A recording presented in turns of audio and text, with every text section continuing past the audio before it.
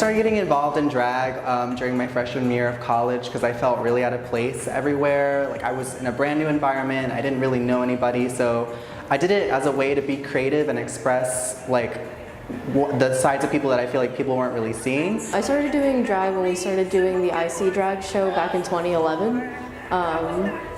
We started it in our LGBT group Prism. With the House of Merlot, I've been doing drag for 4 years. I have been with the House of Merlot for a year and a half. Katana is the name of a type of sword, but I got it from the Mortal Kombat character. And I got the name Scofflaw because my mom always used to call me a scofflaw. It basically means someone who scoffs at the law. Well, my drag name was originally Ruby Dagger, which was modeled after two of these like mid-2000s like punk songs. And then I dropped the Ruby because I thought it was a little basic. So Veruca is a reference to Willy Wonka and the Chocolate Factory. She's the spoiled brat who is a bad egg. And it's also another name for a wart. So I'm very painful and annoying. Yeah.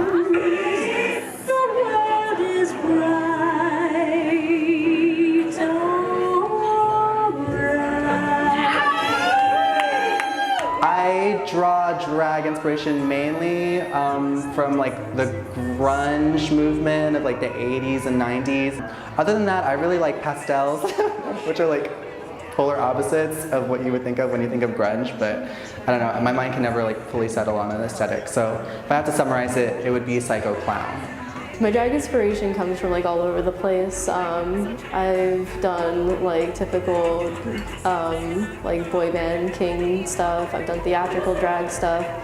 I've done a lot of Panic at the Disco and all that kind of stuff.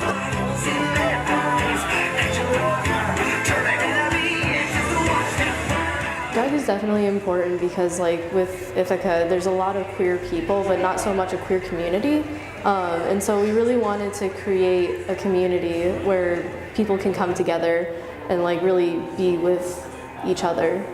I think drag is important for this community specifically because it makes people question things. It makes people question gender and self-expression and art, and I think it pushes the boundaries and makes people think.